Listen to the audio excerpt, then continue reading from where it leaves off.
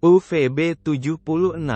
Sejak tahun 1970-an, stasiun radio gelombang pendek Rusia telah mengudara pada frekuensi 46,25, dan stasiun ini masih aktif, dan tergantung di mana Anda berada, Anda masih dapat mendengarkannya. Selama lebih dari 50 tahun, stasiun ini telah menyiarkan dengungan pendek dan monoton yang diputar selama 24 jam sehari dengan kecepatan sekitar 25 nada per menit. Seperti inilah kedengarannya.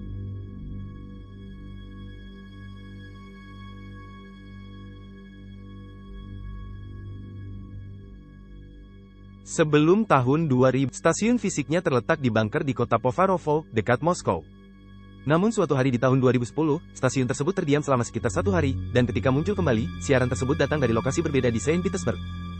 Setelah September tahun 2010, callsign stasiun radio tersebut juga berubah dari UVB 76 menjadi M. Sejak itu, tanda panggil telah diubah beberapa kali, dan pada tahun 2019, VF adalah tanda panggil yang paling umum digunakan untuk stasiun tersebut. Banyak dari apa yang kita ketahui tentang seperti apa stasiun asli di Povarovo adalah berkat kesaksian dan gambar yang diunggah ke berbagai blog dan situs web oleh beberapa pengguna yang mengunjungi stasiun tersebut setelah stasiun tersebut ditinggalkan. Pada tahun 2011, seorang blogger bernama Wast mengunggah ratusan gambar ke blognya dari perjalanannya ke tempat dulunya stasiun UVB 76 berada. Setelah berkunjung, katanya perlu disebutkan bahwa bunker adalah tempat gelap yang sunyi dan sepi, agak mirip labirin dengan banyak koridor dan ruangan. Sebaiknya jangan pergi ke sana tanpa senter karena sama sekali tidak ada penerangan di sana. Benar-benar gelap. Sampai hari ini, stasiun aslinya telah rusak selama bertahun-tahun. Desas-desus yang terdengar di masa lalu Brong cukup meresahkan, dan inilah salah satu alasan mengapa UVB 76 menjadi lubang kelinci internet yang sangat populer. Pada titik-titik tertentu selama siaran, dengungan pecah dan terdengar suara laki-laki Rusia yang membacakan pesan berkode dalam bentuk angka dan huruf. Detail lain yang menarik perhatian pendengar adalah frekuensi suara yang terdengar saat membacakan pesan yang disandikan tidak teratur sama sekali. Seperti inilah bunyinya.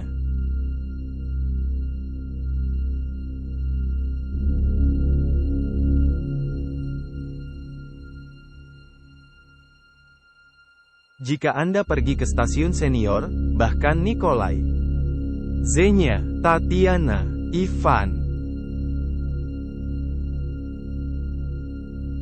Zenya, Anna, Nikolai, Ramon, Olga. Saat stasiun ini pertama kali diluncurkan, suara tersebut hanya mengganggu dengungan yang terus-menerus setiap beberapa bulan sekali.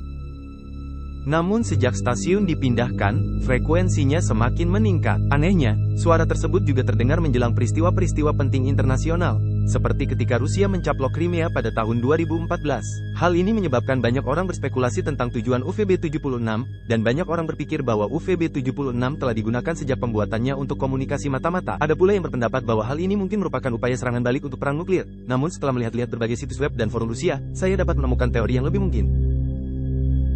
Di beberapa forum Rusia, diskusi mengenai UVB 76 merupakan hal yang lumrah, di mana para mantan anggota militer membantah mitos-mitos yang beredar di stasiun tersebut selama beberapa dekade.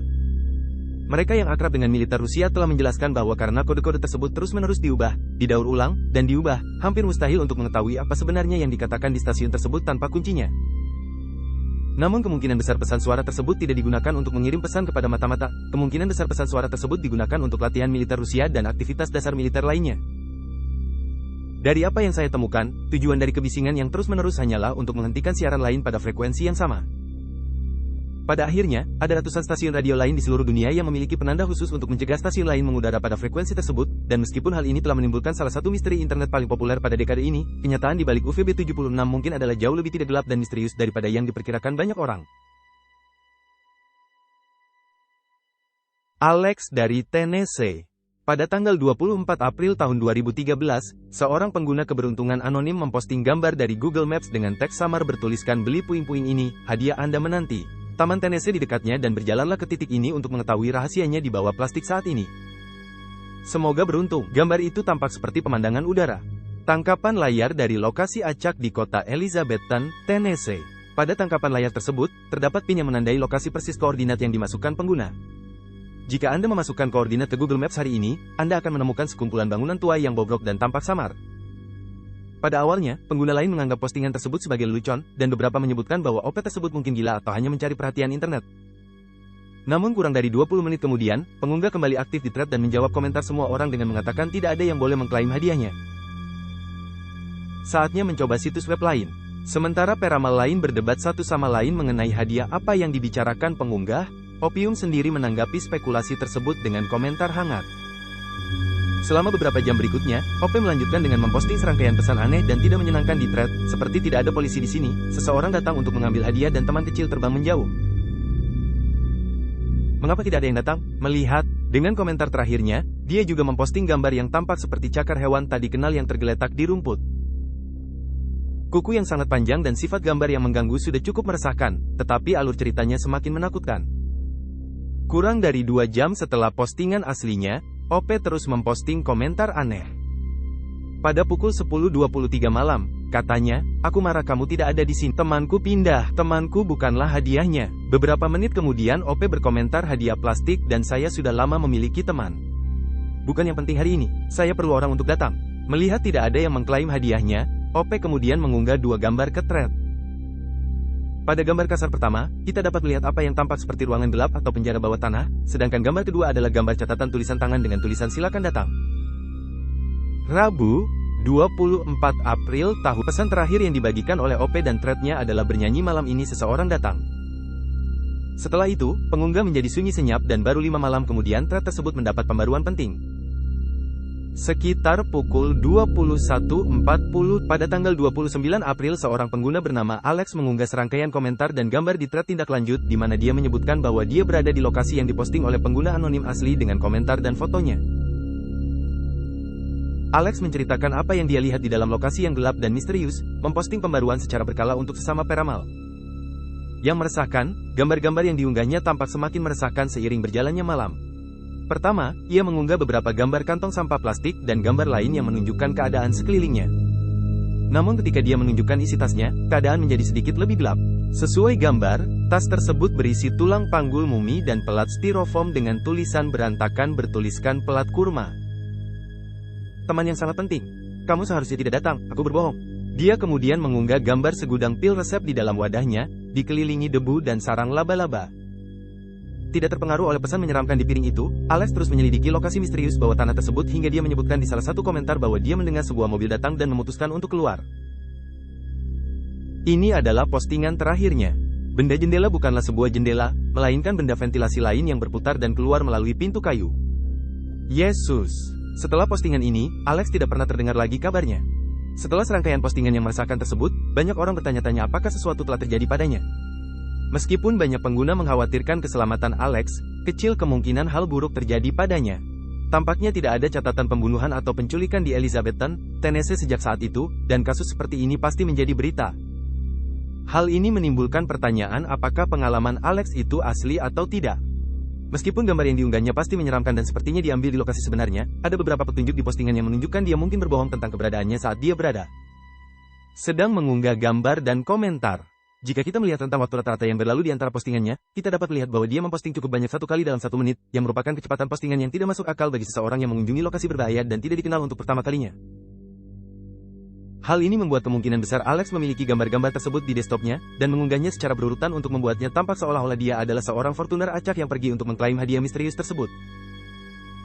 Kemungkinan yang paling diterima secara luas dalam lubang kelinci ini adalah bahwa Alex juga merupakan pengunggah anonim asli, dan hanya ingin mengacaukan orang dengan menciptakan misteri internet.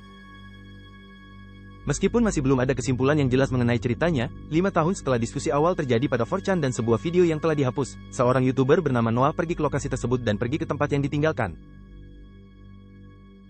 Bangunan tua. Di dalamnya, dia menemukan sesuatu yang tampak seperti barang milik para tunawisma yang mungkin tinggal di sana. Tapi selain itu, tidak banyak yang bisa dilihat. Kemungkinan besar Alex mengarang keseluruhan cerita untuk mendapatkan perhatian internet. Namun karena hal ini tidak pernah dikonfirmasi, misteri tersebut tetap dibiarkan hidup oleh berbagai YouTuber dan pengunggah lainnya di forum online karena orang-orang terus mencari penjelasan yang pasti.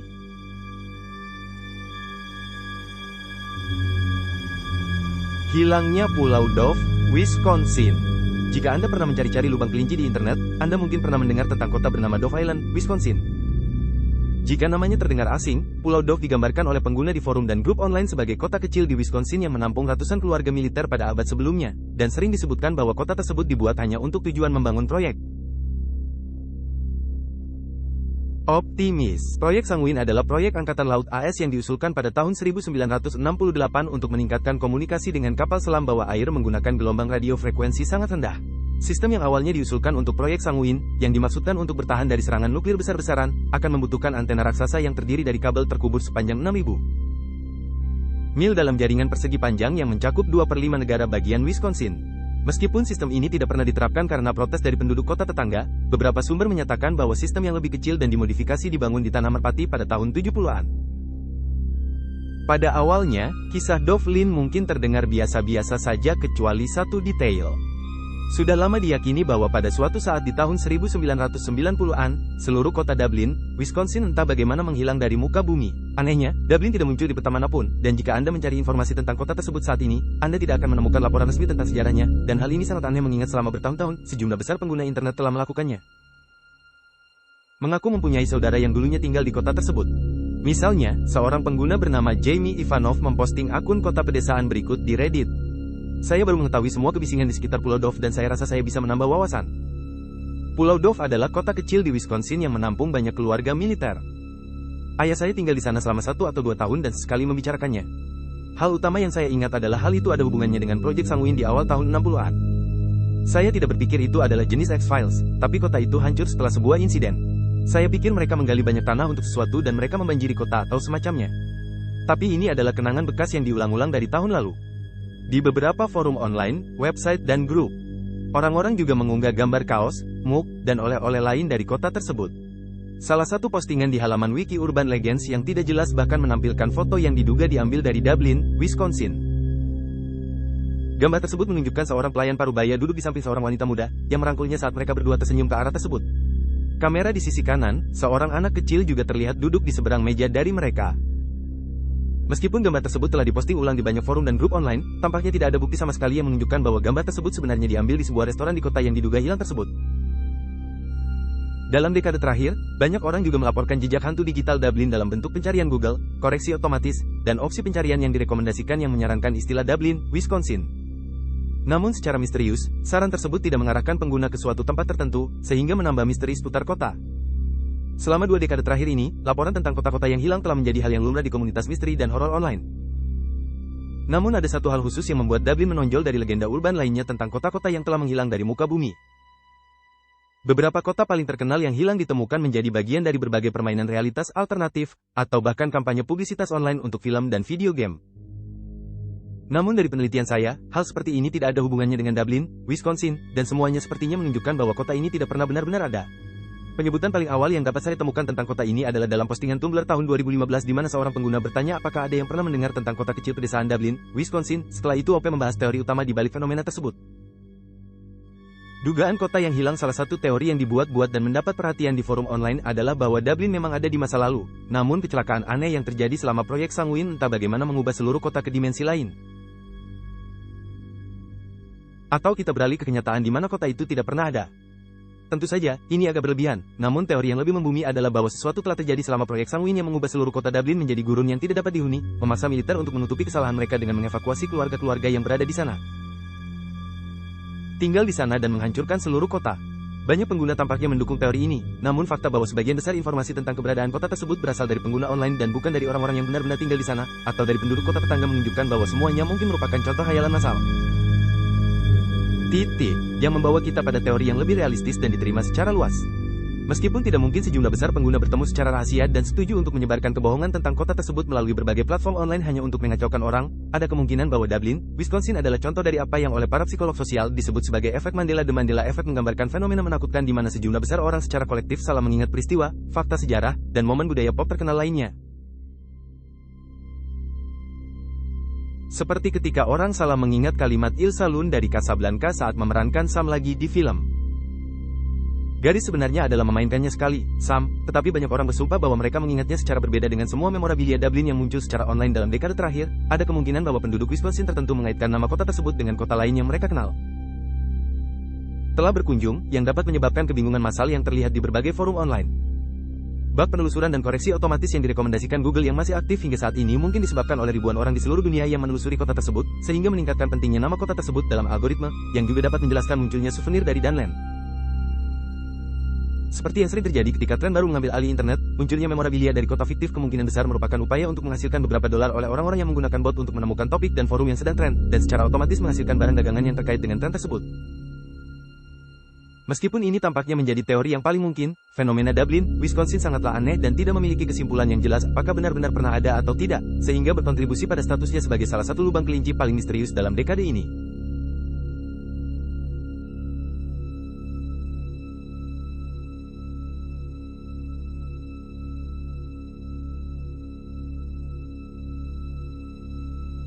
Penemuan toko barang bekas. Toko barang bekas memiliki pedoman dan aturan tertentu mengenai jenis barang yang dapat mereka terima dari donatur. Hal ini membantu mencegah toko dipenuhi barang-barang yang rusak, tidak dapat digunakan, atau ilegal, dan seringkali proses penyaringannya cukup efektif. Namun, karena besarnya jumlah donasi yang diterima banyak toko, seringkali mustahil untuk melacak semua donasi yang masuk. Akibatnya, pembeli seringkali menemukan segala jenis barang tak terduga di toko barang bekas, mulai dari yang keren dan tidak biasa hingga yang mengganggu dan sangat mengganggu. Contohnya adalah gambar yang diduga ditemukan di album foto di Goodwill di Washington. Gambar tersebut awalnya mulai mendapat perhatian di forum online Reddit, ketika diunggah oleh seorang wanita yang mengklaim bahwa gambar tersebut aslinya diposting di grup Facebook kriminal. Wanita yang mengunggahnya ke Facebook diduga menghapusnya setelah orang-orang mulai mengirim spam ke kotak masuknya dengan pertanyaan tentang gambar yang mengejutkan itu. Gambar yang dimaksud menunjukkan dua pria di sungai kecil dengan tangan terikat di belakang punggung, merasa terganggu. Salah satu dari mereka tertelungkup di dalam air, sementara yang lain duduk tegak di latar depan, bayangan yang tampak seperti pria memegang as senjata dapat dilihat. Menurut postingan Reddit, wanita yang mengunggahnya ke Facebook mengenal seseorang yang telah membeli album foto dengan niat baik di Washington. Album tersebut diduga kosong, kecuali foto yang satu ini. Segera setelah diposting ke Reddit, orang-orang mulai berspekulasi dan memberikan penjelasan yang mungkin untuk gambar tersebut. Salah satu teori awal yang mendapat banyak perhatian di dunia maya adalah bahwa gambar tersebut mungkin merupakan bagian dari film horor atau kriminal berbiaya rendah. Yang lain berspekulasi bahwa gambar tersebut menunjukkan semacam pelatihan militer atau ritual perpeloncoan persaudaraan. Mungkin juga gambar tersebut menunjukkan TKP yang sebenarnya, di mana seseorang mungkin telah menculik dua pria, melemparkan mereka ke sungai dan memborgolnya, serta menodongkan senjata kepada mereka. Fakta bahwa hal ini tidak pernah dikonfirmasi membuat gambar tersebut semakin menyeramkan, dan orang-orang terus mencari penjelasannya hingga hari ini. Dalam penelitian saya menemukan bahwa ini bukan satu-satunya gambaran tak terduga yang ditemukan di toko barang bekas dalam beberapa dekade terakhir. Ternyata, temuan toko barang bekas terkutuk hampir memiliki genre tersendiri di beberapa komunitas online, dengan orang-orang mengunggah gambar benda-benda aneh, keren, dan tidak terduga yang mereka temukan di toko barang bekas secara acak di internet setiap hari. Pada Januari tahun 2023, seorang pengguna TikTok bernama Jake mengunggah video dengan caption, "Ketika saya membeli kamera di Goodwill di Arizona dan menemukan kartu SIM di dalamnya yang berisi foto ayah saya, yang tinggal di Idaho." Di bagian kedua video, pengguna memperlihatkan layar laptop tempat dia mengunduh foto dari kamera. Salah satu gambar buram yang ditampilkan di TikTok, yang tampaknya diambil dari bawah, memperlihatkan ayah pengunggah dengan seringai di wajahnya. Dalam keterangannya, Jake mengaku begitu melihat foto itu, ia begitu terkejut sehingga ia langsung menelepon ayahnya. Meskipun ribuan pengguna TikTok menanyakan kabar terbarunya, dia tidak pernah menjelaskan dari mana gambar itu berasal atau bagaimana kameranya bisa sampai di Arizona jika ayahnya tinggal di Idaho. Meski kelihatannya peluangnya 1:1 juta untuk menemukan gambar seperti ini di kartu SIM, namun ternyata kejadian kebetulan tersebut sebenarnya cukup lumrah terjadi di TikTok milik Jake. Beberapa orang langsung berkomentar untuk membicarakan tentang saat hal serupa terjadi pada mereka. Seorang pengguna berkomentar, "Suatu kali nenek saya menemukan album pernikahan di toko barang bekas dan di dalamnya terdapat foto saya dan ibu saya karena kami hadir." Pengguna lain berkomentar, "Saya bekerja di toko barang bekas. Suatu hari saya menemukan foto keluarga bibi saya yang sudah robek di rak di tumpukan suatu hari. Mereka tidak tinggal di kota yang sama. Semakin jauh saya menelusuri lubang kelinci, semakin mengganggu temuan toko barang bekas, dan beberapa di antaranya sangat menyeramkan." Pada bulan September tahun 2020, 3 orang karyawan yang berkehendak baik di sebuah toko di Goodyear, Arizona, sedang memilah-milah kotak sumbangan ketika mereka menemukan tengkorak manusia asli. Setelah melaporkan kejadian tersebut ke polisi, penyelidikan diluncurkan untuk menentukan apakah itu bagian dari semacam kejahatan. Untungnya, polisi menyimpulkan bahwa orang tersebut meninggal karena sebab alamiah, meskipun hal ini jelas tidak menjelaskan bagaimana tengkorak tersebut bisa masuk ke dalam kotak sumbangan dan penyelidikan masih berlangsung. Temuan toko barang bekas yang menyeramkan menjadi semakin populer sejak lahirnya forum online, dan kemungkinan besar banyak misteri seputar gambar dan benda aneh dan seringkali menakutkan ini tidak akan pernah terpecahkan.